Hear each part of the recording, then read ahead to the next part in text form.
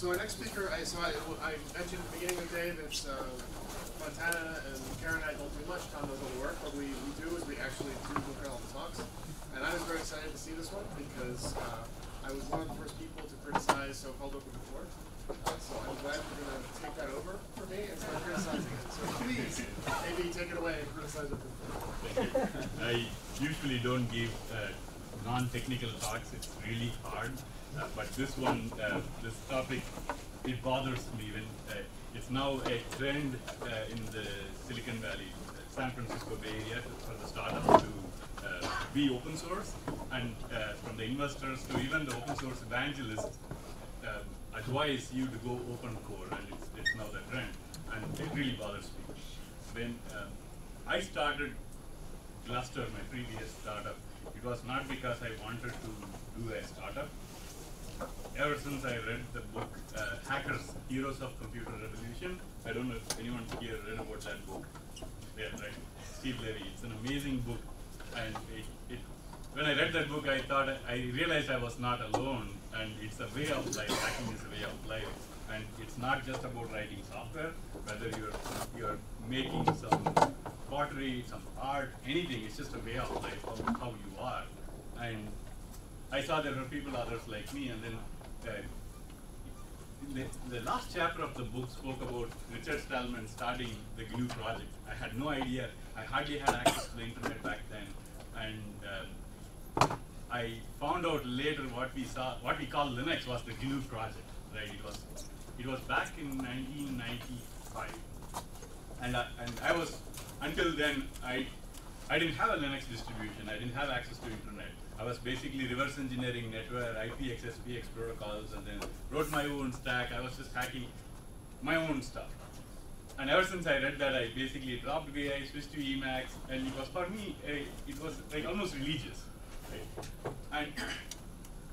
And at some point, I left my job to do charity, but I had to pay my bills, and it was a job that I took at a supercomputing lab, and I hired a bunch of hackers who contributed code to my open source free software projects, and now I have to pay their bills. I actually came to Silicon Valley in 2001, and the reason for me to go there was my CEO told, if you don't help me on the business side, I'm going to fire these guys, I downsize, cut their salary. For the most part, I was not paid, but I made sure my team was paid. And I need to figure out, I was forced to find a way to just pay my team. And every time I was trying to get into business, the worst things happened. I was talking to VA Linux about outsourcing some of their kernel development, and then 9/11 attack happened. We ended up acquiring VA Linux systems and then built on top of their research work. And then our work became, it resulted in a supercomputer that was the fastest in the United States.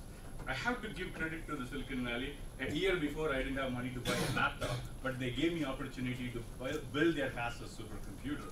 Right? So the opportunity was there, but for me, it was like the idea about if I have an apple and you have an apple, we exchange. We still have only one apple each, but with software, it's like ideas, right? I have an idea and you have an idea. We exchange. We both have two ideas. It doesn't cost money, right? These ideas about copyright, like how software is treated in the proprietary world, they came from the Industrial Revolution. If you are making 100 cars, it costs a lot of money, right? But if you're making 100 copies, it doesn't cost much. It was important for us to share ideas and move forward. The economy we can create by sharing and improving is far greater than everyone trying to build yet another object storage, yet another e-greeting site, yet another social network. It was unproductive. For me, it was a way of life. So I figured out how, it was a matter of religion. Nobody back then believed that you can even get a job. I actually tried really hard to find a job where I can hack on free software and my team. No one gave us a job, and the only option was to do a startup, a company, so we can just hack free software. Someone will pay us. We'll figure it out, and we blindly entered. And this is about, from my experience, what I learned, and also what I believe. Right? So why open core? I basically I wanted to explain that why it's a bad idea, right? So there are few models, right? Open core today is used very broadly. The most common ones you see is what I like to call crippleware. They won't admit it, but it is true. Right? You build software and then you make the parts, like the most common parts, as free, and the important parts are held back as proprietary. So if you want to use that software, it's not complete without those proprietary parts. So you're kind of misled into it, and you start using it. Once you really put to production, you're now dependent upon it. Now you realize that's the module you need, and you're misled. So that's the most common open core model. But then there are a lesser open core, but it's still open core. So you build a software. For the most part, it is usable. But then there are some nice features like that are, say, a VMware adapter, a Windows adapter. Certain parts of it, what not everyone wants, but like those parts. Whoever is using it probably is using proprietary software, and but those features are held back. The last one, like today investors really confused, like even how Google and Facebook, they are also open core models, and they in fact a couple of years before, one of the prominent investors wrote about that everyone should forget about building the traditional product open source startup and do it the Google way. All your software should be software as a service, and that's the most profitable way to build software. Of course, they made a lot of money, but do it Google way, where the software that is hosted as a service is all proprietary, and then you can release parts of it as open source. Now, Facebook, Google, they are a proprietary software company, but it's projects they release, like say like Facebook, React.js, like PrestoDB, Cassandra. These projects are not like are parts of a large ecosystem. These are independently usable projects. They have started realizing that it is profitable to be open source. Right? We'll go more into the details later, but I'm okay with the projects that they release. They are completely independent. If you want Cassandra, you want React.js, you want the PHP, HHVM, any of these projects that they release, say Kubernetes. In fact, they wrote good parts of it to be independent, and you don't depend upon other proprietary features or services from Google. So those independent projects, I like them. But they are a proprietary software company. They are not open source companies. Right? Now that we understand what open core is, so why open core is bad? Like even if you see from the business point of view, it's actually not, like say if you say, I don't care, I just want to be profitable, I want to make money. And even from that point of view, it is actually not a good idea for the most part. Business is all about building trust, right? It's a brand, that's the most important part. It's a relationship you have with your customers who is paying your bills. When you, say you are a proprietary software company, say I'm buying an Apple product, I know what I'm getting, right? They're not misleading me. I'm asking for, say, a good iPhone, I'm asking for a good iPad, and they're selling me iPad. I don't expect them to give me source because they're not claiming themselves to be an open source company, right? If I'm okay with using a good product, I don't mind using this, right? If I don't use Apple products, I don't endorse Apple products. I would say even these guys are better off compared to the open core guys who are in between, because they tell you that here is an open source software, and we all like this startup. It's venture funded, like they're famous, and then you now actually depend upon it. You recommend to your manager. You are now deploying that software in your data center, and then you realize that what you actually want to deploy is a proprietary variant or some proprietary features that you need, and you talk to their sales guys. They are selling you some proprietary stuff, right? I'm misled to buy proprietary software in the name of open source, right? This really hurts your brand. Most of them, they really try, like like they start as a proprietary software company, they thought, okay, VCs are telling me now to go open source, or it's now profitable, it's the trend, and then you start to, you start claiming yourself open source, right? They really don't understand, they are misleading their customers, they themselves are confused. What they really think is sitting in between.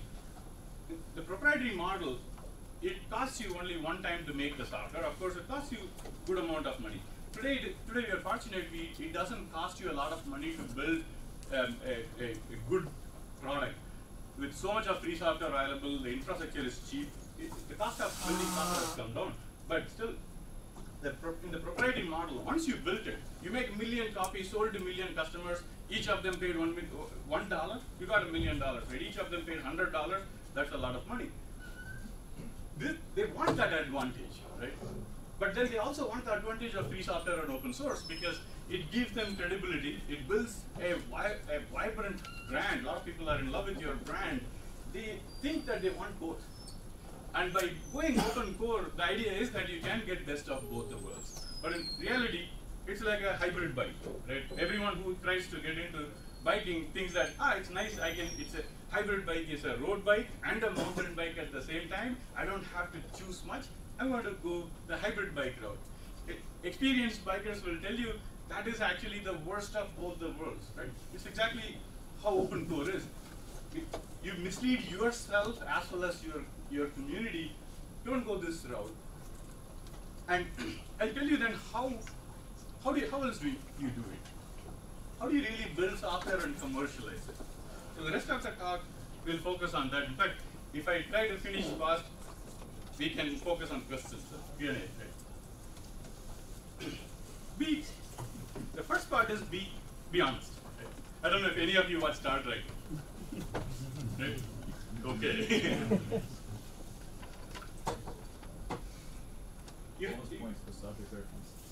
If you really are honest to yourself,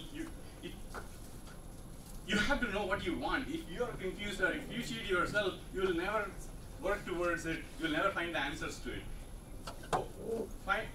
Making money out of open source is a huge debatable topic. No one has good answers, including Richard Stallman himself. There are no good models. Everyone told me when I was doing Gluster that Red Hat is not repeatable. They still keep telling that. Right? But then I tell them that what did you tell Red Hat when they were trying to fundraise? Right? It doesn't matter. Every software is different, right? Even if the same recipe you give to your wife and mom or brother, they make different stuff. It tastes differently. Every software, it is different. It catches the identity of the architect and the community behind it. Every company is different, so there is no one business model. You don't have to be Red Hat. You don't have to be Microsoft. You don't have to be any other company. You just be yourself. It's your idea that you are building upon. It's just that it's important that you want to know, like, are you doing this for charity or are you doing this for profit? If the answer is second one, it's actually easy, right? Don't even think about incorporating as a business. Just start as an open source project, start as a GNU project or Apache Foundation, Linux Foundation project, build a community, and everything is great, right? But in my case, that this is what I wanted to do. The last thing I wanted to do in my life was to actually do some business. But while I wanted to do this, I have to pay my bills. That not my bills, it's my team's salary I need to pay, so I have to figure out a way. But if you are now doing as a business, it is important that you make money, right? So as a business, if there is no profit, if you don't have any idea of profit, or if you say I don't care about profit, then don't do it as a business, right? It's not possible. So you are honest to yourself that yes, of course you need to make money, right? But long time back, actually, I think almost a decade ago, when Richard Stallman was in India, one of the press guy asked him a question. It was a very common question. It sounds so logical, right? Until I heard his answer. They asked him, but free software is not practical. And he took a pause. I didn't understand why he took a pause. He was perplexed by the question. And then he asked a question back. do you mean leading an ethical life is not practical? I forgot the exact words he used, but the answer was so profound that leading ethics is not a choice, right? If are you should I be ethical because it is profitable, or should I be ethical because I want to be good? He told me that that answer taught me that it's about being in business. You don't have to sacrifice it. Profit is important, right? Because you have to pay your bills. But you don't have to be bad.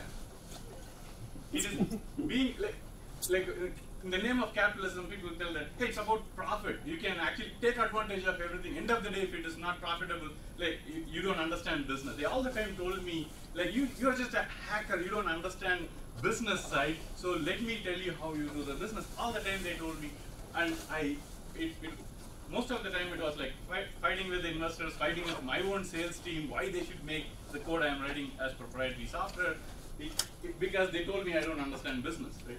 But I understand ethics. It is not a choice. It is a way of life, right? And we can still make profit.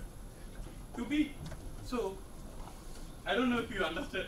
So this equation, if it looks scary, be scared. Right? It is a dangerous equation.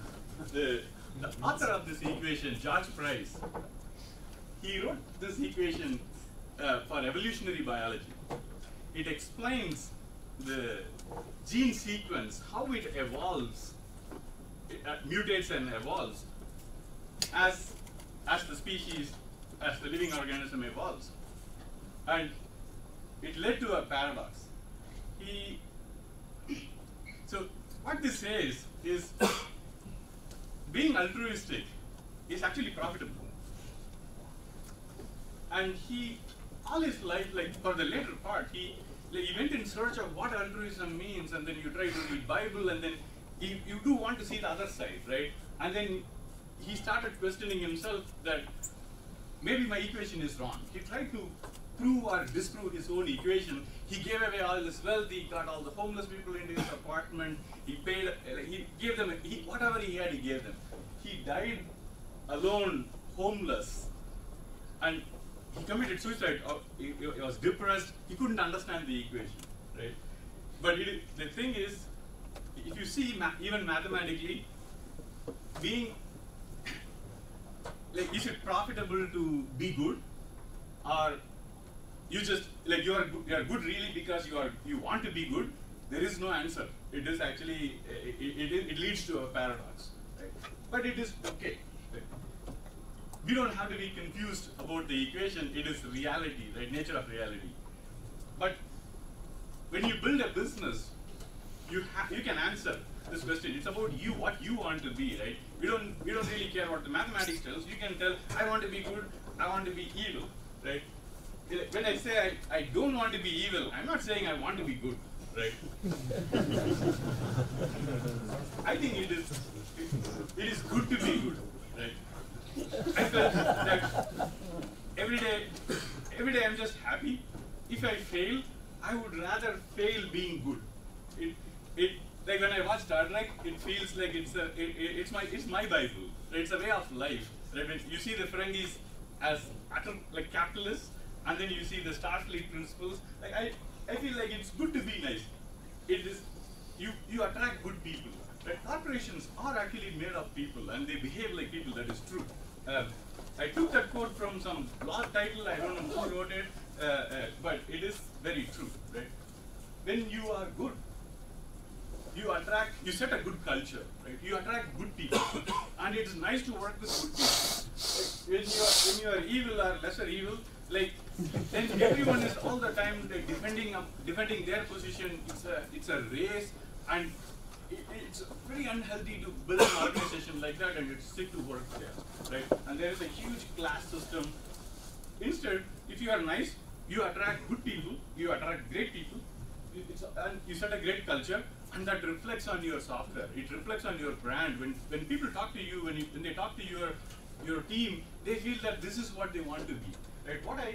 What I felt was that when you build software, what is important is it's about brand, right?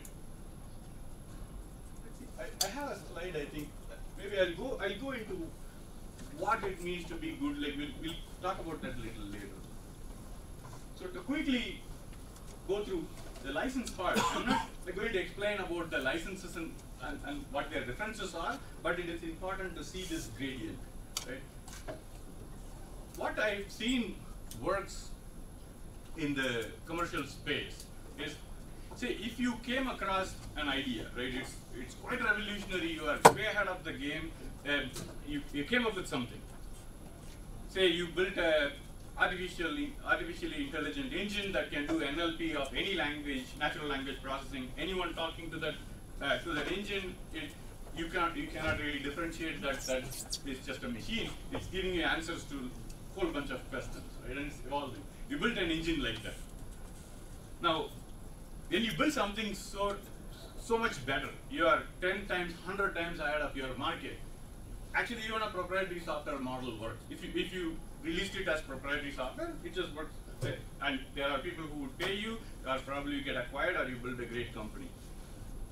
And you can now make it open source too, and then truly create a bigger force.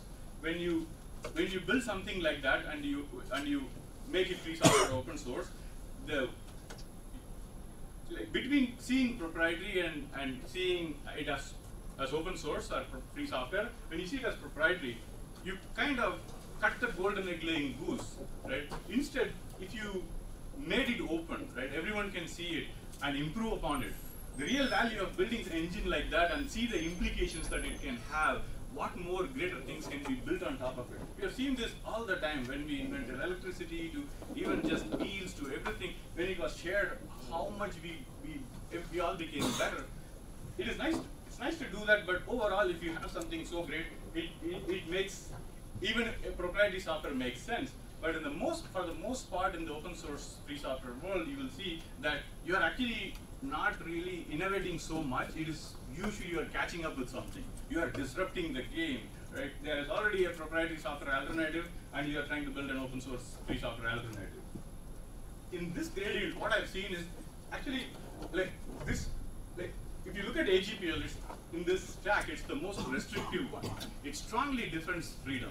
And if you care for freedom, this is the one that really works. Particularly now, everyone talking about cloud and software as a service model. If someone takes your code, if Google, Facebook takes your code and deploys, they have to pay you, right?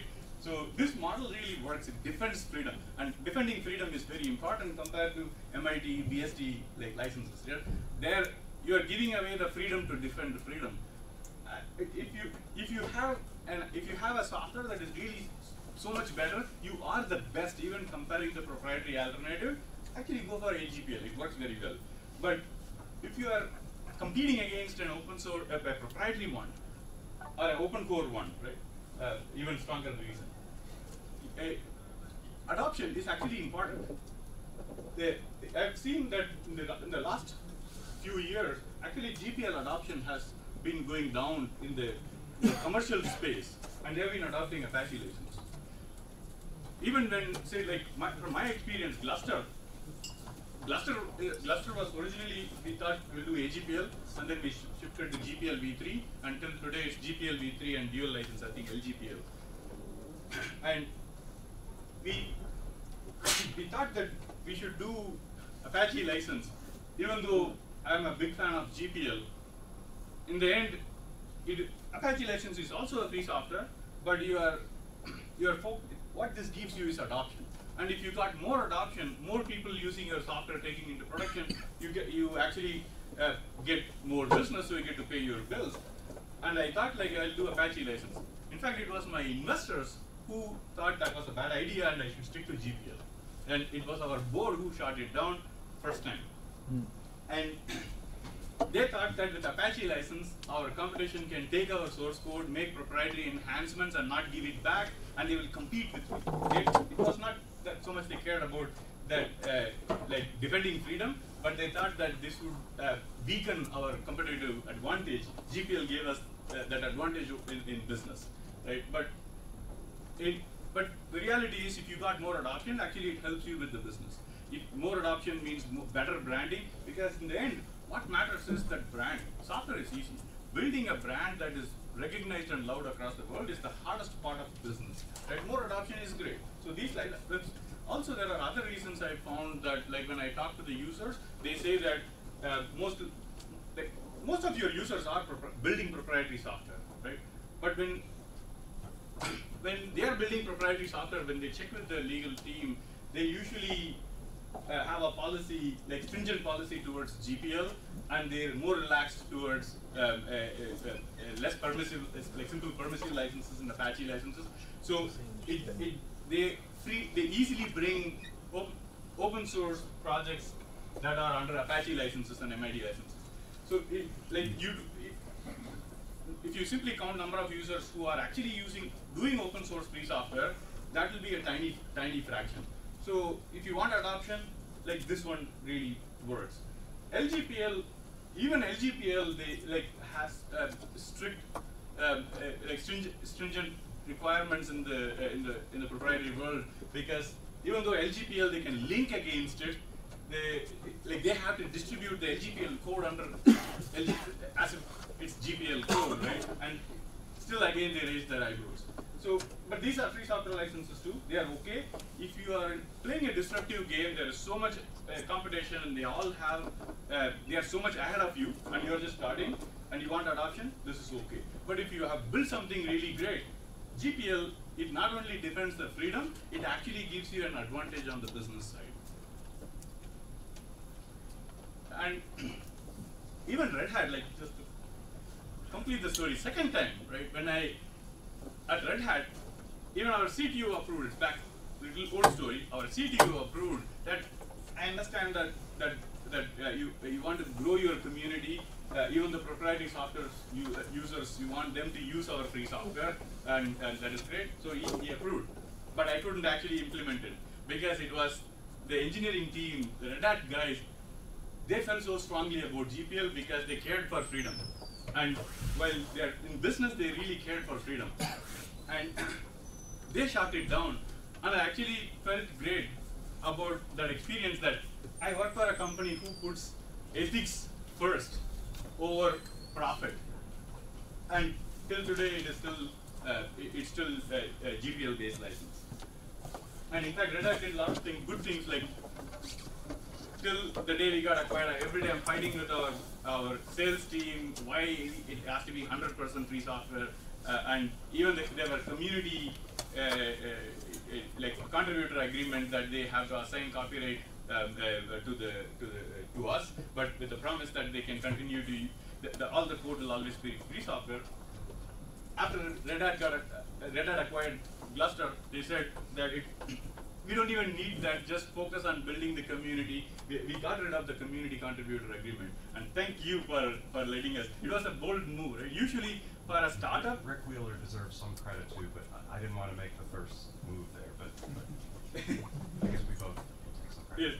And but usually the startups are the ones that, who cares about the legal stuff? Just get it working, go build the community. And we were conservative, and a big company like Red Hat told us that don't worry about it. And the reason why Red Hat is not repeatable, like most people don't understand, is they believe in it. They are doing this because they believe, they are passionate about software freedom. And if you are able to replicate that, of course you will build a great company, right? Most of the open source startups today, if you see, they are not doing this because they are passionate about open source. They are doing this because it's profitable. And it's okay to be profitable, but if you put money first, then you build a culture of money first, and then you attract those kind of people, and your culture is the one that ruins your business most of the time. But it's not like it doesn't work, but sometimes it works too. Now, then to raise venture funding, right? Most of the time you are first-time entrepreneurs, right? Or you're not really an entrepreneur like me. You just want to pay your bills and you're doing this. What really works is actually build a project, and it's an idea that you found, and then it's a software that everyone was struggling with. It was a unique idea, and then you started building your community. Your community is now growing, and growing really fast. It is now loved by users all over the world. Like in case of Gluster, we didn't even know we were building a storage startup. I told you, right, we just wanted to hack free software and get paid for it. It was because one of our customers had a problem that they had 1 petabytes of data sitting on seismic data sitting on tapes. There was no solution in the markets, right? So I took ideas from Herd, and Herd is the operating system by Free Software Foundation. I took ideas of Herd and put it towards building a storage operating system in user space and make it as simple as just setting up a FTP server. And in 6 months, we actually wrote it from scratch and took it to production. That was the only way we could have done, it was because of Herd's idea, we could actually practically implement it and take it to production in no time. And in few years, 2006 we released. By end of 2007, we realized we are a storage company because every time we're using Pandora Internet Radio, I didn't know Pandora was using Gluster, right? Like Facebook, like I'm watching Netflix, all the CDNs, content delivery network, they were having petabytes of data centers running Gluster dedicatedly. And we here could not buy a rack full of machines, right? So we were writing it on the laptop, and then the community was doing all that stuff. It was that recognition eventually led us to get funding. By the time VCs saw this, they saw, oh, early on they told me that you must be kidding. You don't understand storage at all. Yeah, and it's the first time, and then you're telling that storage can be written as a software, and that to a fuse-based project, right? And until then, you're competing with big storage giants with full of PhDs. They're specialized hardware appliances, and then these are modified proprietary variants of BSD operating system, and all in kernel, right? And I'm competing with them with a fuse-based project, all in user space. And my idea was, what matters is it just works. It is so easy, right? If it is easy, if it solves a problem, that's all it matters. And a project that was easy, and it was growing fast, and we emerged as the leading free software distributed file system. Once we became the leader in that space, that it became, and anyone you talk to the community, they were in love with it. And that's the time when VCs were like, we now want to fund you, and they were competing to fund, and everything went great. The industry started calling us as the Red Hat of storage, and eventually Red Hat said, you should be Red Hat storage. And Red Hat acquired us for a good amount of money, but that was not our intention when we started. All we wanted was that we wanted to get paid for, pay our rent, next month's rent. But the reason why we succeeded was we didn't chase money. We were passionate about what we did, and we stuck to that. And our engineering team, they all had great jobs. They could easily leave and get any job, high-paying job. They stood with us because that was a way of life. It was great to be together, and we believed in it. And that's what helped us succeed. It's usually, like when you chase money or when you chase fame, you don't get it, right? You have a cost. It need not be about free software. It can be even anything that you are so passionate about solving that problem, and that's the only thing you want to do. If you are so religious about anything you do, eventually things will happen. And you fall, every time you fall, you get up and run even faster. Like today I have more scars than skin, but it helps, right? I was willing to take that. It was not painful, but if I gave up my ethics, it would be very painful, right? That's what really helped. This is the last slide, and even if you meet all of this, you still need to figure out how to make money, right?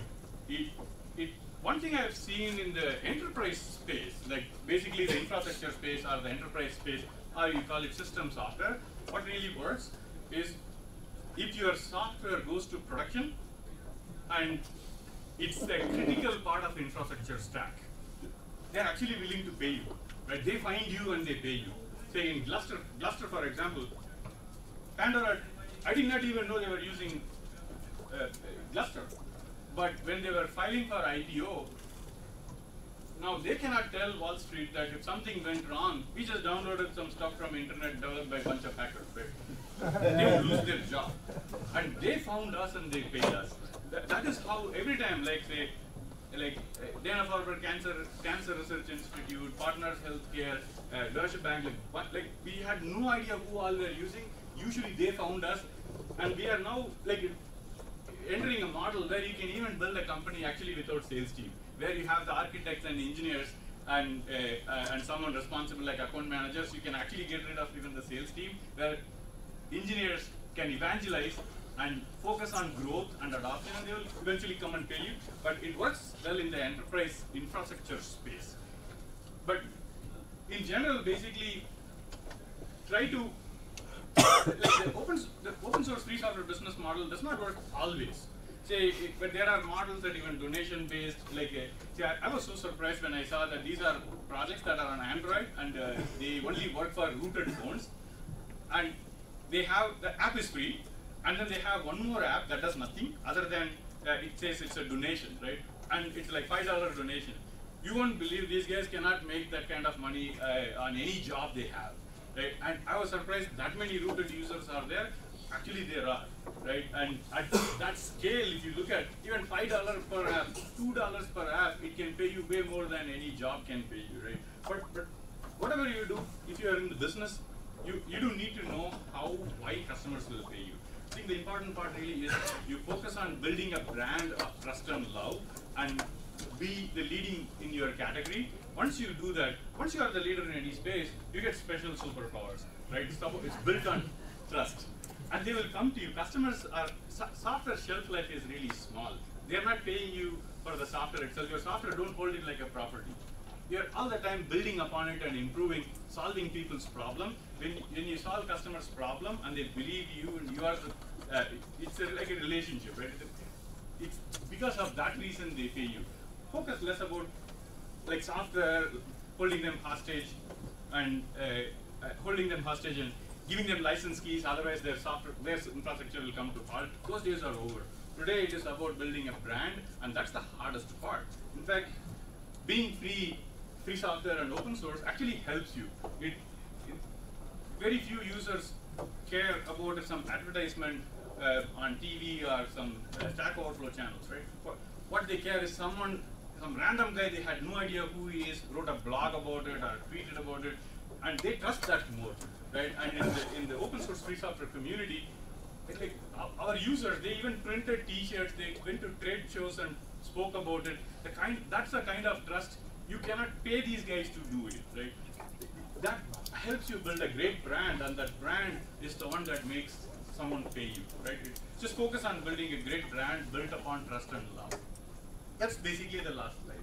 We have questions? I didn't think I would reach this slide, but What about dual licenses with the investigative and license priority? What happens when you're related to dual licenses? If you can repeat the question so we can get. Yes. So what about dual licensing model?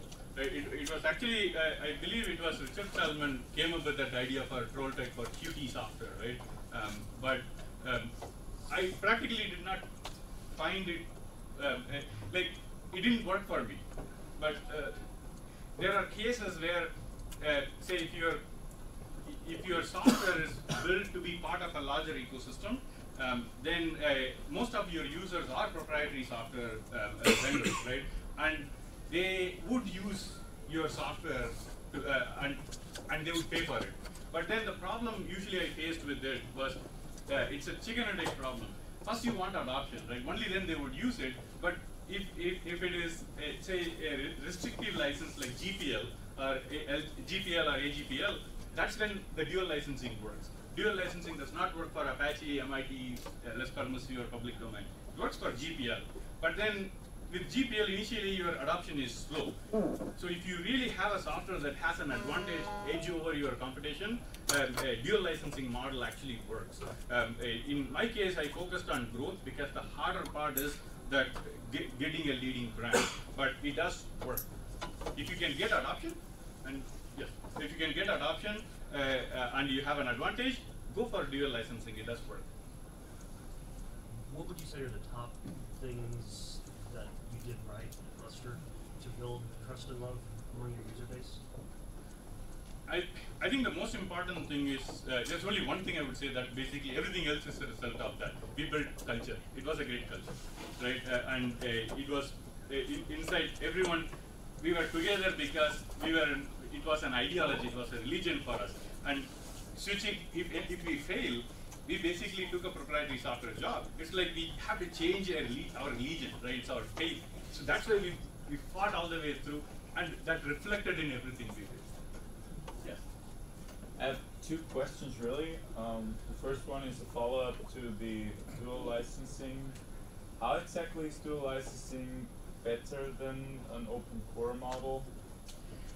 It's So again, just you're saying you're open source, but yes. your business model is proprietary software. I don't think that this is in any way better than an open core model. So in open code, what matters is that all of the source code that you are developing is available or not, right? To a community, to anyone who wants the source code. Now, in an open core model, the parts that you are holding back, there is no source available to them. You won't give them. That part is always proprietary. Whereas in a dual license model, all of the software is free software. And if someone wants to use your software into their proprietary software environment, say I built like MySQL, and then this MySQL is now part of a larger ecosystem, and that so now they are violating the licensing. They want to distribute MySQL also with their software stack, but they have to obey my license on the database side, right? Now they don't want to disclose that they are even using MySQL, but then they have to be legally correct. So they will buy a proprietary license arrangement from me. It works if I have the right to license them, right? If in a Apache software, other software, it doesn't work. They can just make proprietary variants anyway. But in case of GPL, you are still sticking to your ethics. All of the source code is always available. That's what matters for a free software community. And I'll answer, but I don't know about the time. 5 minutes, or we are out of time. We can always talk outside. I have time. We have 5 minutes more. Okay, 5 minutes. I'll take these two. Okay, one of you can. So okay, so you're saying open core is a kind of weaselly, slimy term invented by some people to take advantage of goodwill and work done by a community of people to get advantage from that, but not contribute, not play along. Yeah. But so was open source, right? This was also a term invented to make some things palatable to the business community, and I wonder why you don't kind of go all the way. I mean, if being ethical isn't a choice, then why do you mix these two terms, and why not preserve that free software open source distinction? Actually, I repeat the question. So, it's actually so the question is that even open source, the motives are to make money, like to make profit, and open core is same in terms of making profit, but like even the open source idea, when open source was coined, the reasons behind them were same reasons for open core too. It actually bothers me, right? Even when I say open source, it bothers me. I'm a free software guy, right? And if you actually really see the history, like during the time of VA Linux, there were no free software other than Red Hat. I think nobody figured out, and these guys really, when they spoke to customers, when they spoke to investors, they were like, you are telling me that it's free software and then someone has to pay. I really don't understand. So the whole motive of open source was to actually give a businessy name, a business-friendly name, so they can sell free software. And they were open about it, right? But the thing is, their intentions were not about software freedom. Their intentions were simply to make money, right? And it hurts me because the most important thing today we have is that we want our freedom, but then we are forgetting the importance of freedom. If we forget the importance of freedom most of the time, right, even outside of software, it costs blood, right, it costs life. It's very important to preserve it. It's easier to preserve it. Once we lose it, to get it back, it is hard. So the open source community, for the most part, and even in the business world, they really don't care about the software freedom. They call it's about practical, right? But then again, you ask the same question that if being ethical is not practical, you would give it up? No, right? So open source community, often they don't care about ethics. It is about just a way to make money on top of free software. So it bothers me, right? But the general problem is like community media, just like how they use the term hackers freely. Everywhere it is open source, and then you are the odd man out. We are always, like when we spoke to investors, when we spoke to anyone, like we always told it was cluster as a free software, and we were religious about it, and that's why we succeeded. If we positioned ourselves as open source, we would have failed to build a great culture, and we would have failed. I am with you. You are right. Last question. Yeah. Not really. If we have time, we can always talk outside, right? Sure. Not really a question. Just want to say that it's very brave of you to defend AGPL, because I think a couple of years ago in the same net room, if somebody would say that AGPL is something good, then well, blood will have been shed. Thank you. I think we are out of time. We have time for one. Okay, one question. One more. It's just about physics. I'm just wondering if you could give your insights on all those companies that run services that are proprietary but free for software, such as Coverity. Okay, can you please repeat? I was wondering if you could give your insight on all those services that we actually use like GitHub, Coverity, and so on, which are free but run by proprietary software. Because I feel like it's a matter of ethic, and lots of projects seems to ignore it because it's cool and. Yes. So, like if you ask Richard Stallman, he would tell you that software as a service is evil. But if you read between the lines, what he means is that most of, like all the software, say you use Gmail, you use like all the services you use, they are proprietary. You are essentially using free software, like using proprietary software. Just because you don't install on your machine, it doesn't mean that they are free software. They are all proprietary. So now, what we fought hard and gained and earned it, now we are losing it again because of software as a service, right? The reason why it is growing, we have to fear that because it is. We have to admit that it is convenient. It is practical. Instead of buying, say, like a bunch, like say I want to back up all my photos, buying a home NAS compared to using Amazon S3 cloud service, it is easier, it is convenient, and it is cheaper. The economics works out to be great, and because of that, it actually now we are rapidly beginning to lose the importance of freedom, and we are losing freedom, and that's what he's trying to educate everyone, right? But I would say that it is.